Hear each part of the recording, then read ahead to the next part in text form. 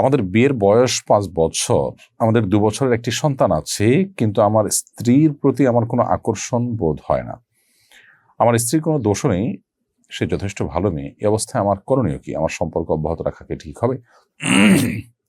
দেখুন, এই ইস্যুতে আপনাকে সিদ্ধান্ত নেওয়ার আগে একটা দীর্ঘ সেশন নেওয়া উচিত, বা একাধিক দীর্ঘ সেশন নেওয়া উচিত ভালো প্রাজ্ঞ কোনো আলিমের কাছে, যেখানে আপনারা উভয়ে থাকবেন এবং আপনাদের উভয়ের সুবিধা অসুবিধাগুলো সব আলাপ আলোচনা করবেন। তারপর আপনাদেরকে সিদ্ধান্তে আসতে হবে।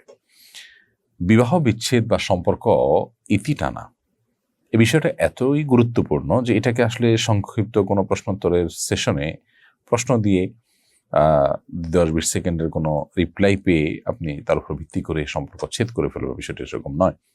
আপনার পারিপার্শ্বিক অবস্থা কি, আপনি এক্সাক্ট কোন জায়গায় আছেন, সমস্যার জায়গাগুলো কি, সম্ভাবনার জায়গাগুলো কি, সেগুলো আপনাকে আলোচনা পর্যালোচনা করতে হবে, দেন আপনাকে ডিসিশনে আসতে হবে।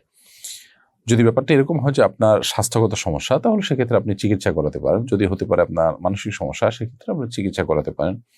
ট্রিটমেন্ট অ্যাবল যদি না হয়, এদিকে আপনার স্ত্রী এভাবে চলতে থাকলে তার চরিত্র নষ্ট হওয়ার উপক্রম হয়, তাহলে সেক্ষেত্রে আপনাকে বিবাহ বিচ্ছেদের দিকে যেতে হতে পারে, তার চরিত্রকে হেফাজত করবার প্রয়োজনে। এজন্য পরিস্থিতি কি আছে না আছে সেটি আলাপ আলোচনা করে তারপর আপনাকে সিদ্ধান্তে আসতে হবে। আমার বিয়ের সময় মোহর নির্ধারণ করা হয়েছে 10 লাখ টাকা। আমি আমার স্বামীর সঙ্গে এই মর্মে সমঝোতা করতে চাই যে তিনি আমাকে হজ করাবেন আর বিনিময়ে আমার মোহর মাফ করে দিবেন। এটা কি জায়েজ হবে? হতে পারে। আপনার 10 লাখ টাকা যে মোহর হয়েছে সেটাকে আপনি এক্সচেঞ্জ করলেন হজের মাধ্যমে।